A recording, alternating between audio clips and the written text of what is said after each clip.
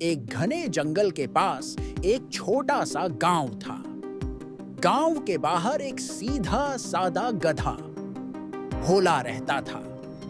भोला बहुत मेहनती था, लेकिन थोड़ा कम समझदार। जो भी उससे मीठी बात करता, वह उस पर आसानी से भरोसा कर लेता। उसी जंगल में रहती थी एक चालाक लोमड़ी, चंचला। उसे दूसरों को बातों में फंसाकर अपना काम निकलवाने की आदत थी। एक दिन चंचला ने देखा कि भोला गधा गांव से जंगल की ओर लकड़ियां ढो रहा है। उसके दिमाग में तुरंत एक चाल आई। वह गधे के पास जाकर बोली, अरे भोला भाई, तुम तो बड़े ताकतवर हो। अगर तुम मेरी मदद कर दो तो तुम्हारा नाम पूरे जंगल में मशहूर हो जाएगा। भोला खुश हो गया। बताओ बहन, क्या काम है? उसने तुरंत पूछ लिया। लोमड़ी बोली, जंगल के बीच एक मीठे फलों का बाग है। वहां तक रास्ता कठिन है। अगर तुम मुझे अपनी पीठ पर बैठाकर ले चलो तो मैं तुम्हें सबसे ज्यादा मीठे फल दिलाऊंगी। फल का नाम सुनते ही भोला मान गया। दोनों जंगल के अंदर बढ़ने लगे। थोड़ी दूर जाने पर रास्ता कांटों और कीचड़ से भरा था।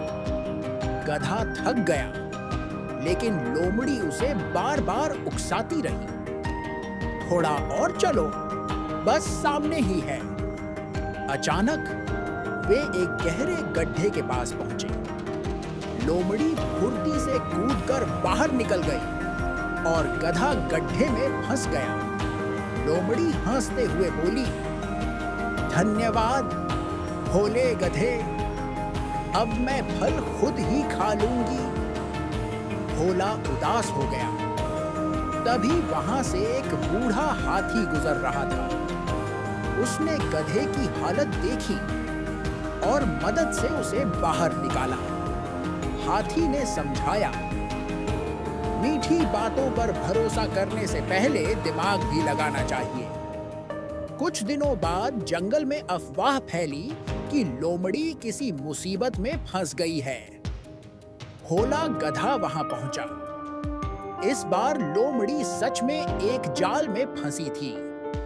लोमड़ी ने गिड़गिड़ाकर कहा, मुझे बचा लो, मैं गलती कर चुकी हूं। भोला ने शांत स्वर में कहा, मैं तुम्हारी मदद करूंगा, लेकिन एक शर्त पर, तुम आगे से किसी को धोखा नहीं दोगी। लोमड़ी ने सिर झुका लिया। गधे ने गांव वालों को बुलाया और लोमड़ी को जाल से छुड़वा दिया। उस दिन के बाद लोमड़ी ने चालाकी छोड़ दी और गधा सिर्फ मेहनती ही नहीं, बल्कि समझदार भी बन गया। सीख, चालाकी से थोड़ी देर का फायदा मिल सकता है, लेकिन समझदारी और ईमानदारी से हमेशा जीत होती है।